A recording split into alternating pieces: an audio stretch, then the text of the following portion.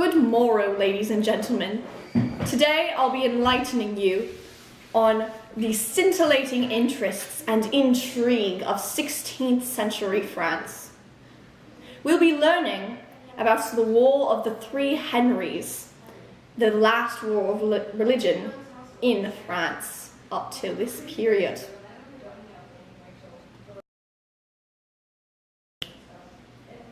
The main characters of this war of three Henrys. We have Calvinist, we have Henry Bourbon, Henry IV, Henry Navarre. He is same Henry, but Calvinist. Next we have the Catholic Henry. The Catholic Henry is Henry III, Henry the Valois. This is the same Henry. He is Catholic. This third Henry we have is not Henry III because we already speak over him. We say Henry I is third Henry because he is Henry Guise. He is ultra Catholic, so like Pope, papacy, Pope. He is Henry I, Henry Guise. We have other characters, but you'll learn about them soon, so for now I say goodbye, auf Wiedersehen, and see you soon.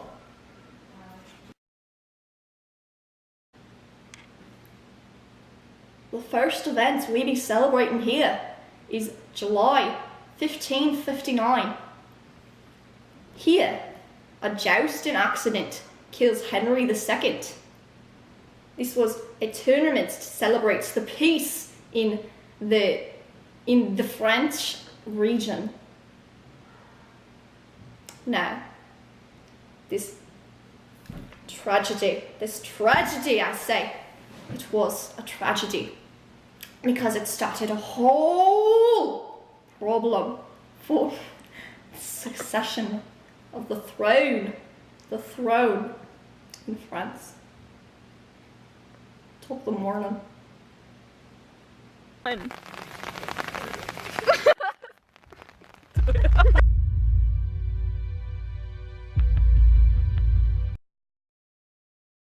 Catherine's first two sons were like weak.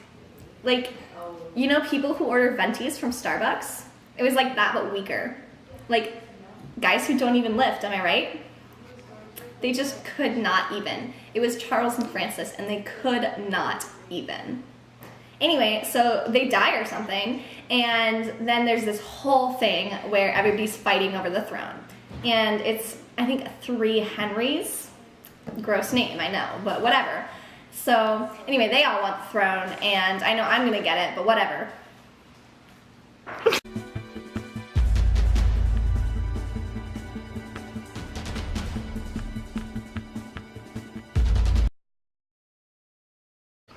Next event, the third event, Catherine's daughter Margo, Henry III's sister, done got hitched to Henry Bourbon, a Calvinist, but she done scratched the squirrel with Henry Guise, if you know what I'm saying. You know what I'm saying? So, that was a problem.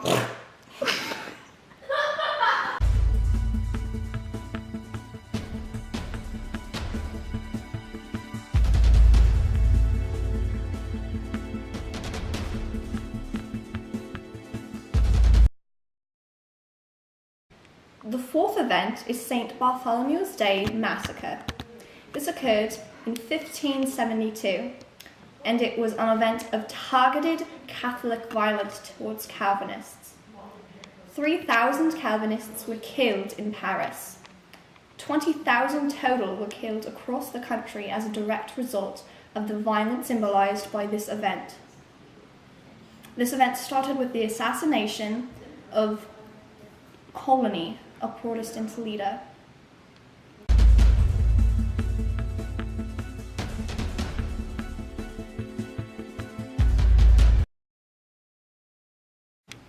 Directly following the St. Bartholomew's Day Massacre was the forced conversion of Henry IV. He converted to Catholicism to escape the discrimination and prosecution of Calvinists following this massacre. It did not last long because he, of course, was not being serious. He just did not want to die.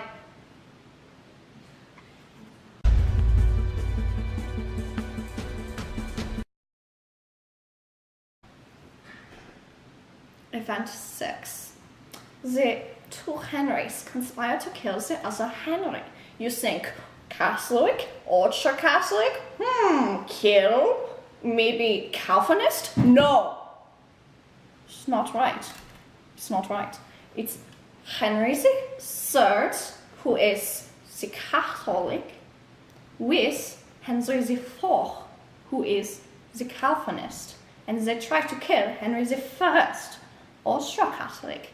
This is because they do not like him so radical, and also because they are family, big family. In German we say Familia.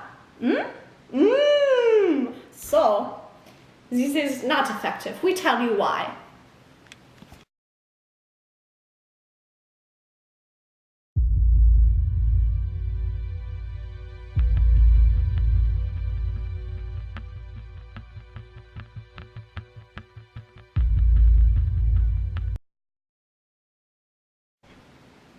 Our seventh event occurs in 1589.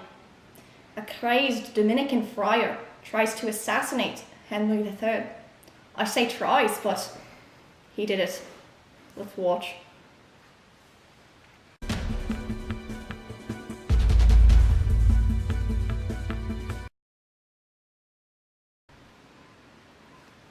July 25th, 1593.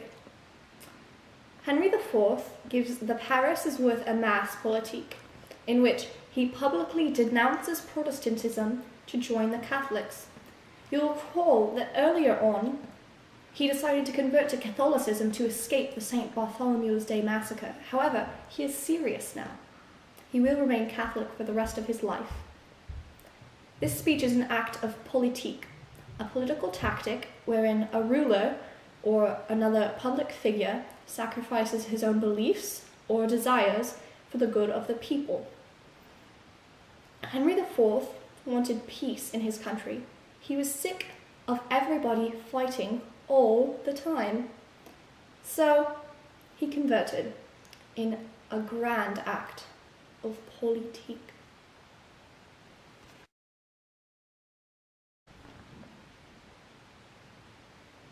The ninth event occurs on April 15th, 1598. Henry IV declared the Edict of Nantes, in which he granted French Calvinists substantial rights in a Catholic France. He said in the document, in order to not leave any cause for discords or disputes between our subjects, we have permitted and we permit those of the so-called Reformed religion to live and dwell in all the towns and districts of this our kingdom, without being annoyed, disturbed, molested, or constrained to do anything against their conscience. He also permitted them to publish and sell their books in certain areas within certain rules, and they were not allowed to convert anyone. However, they were given a bit of a freedom, you might say. Stop the morning.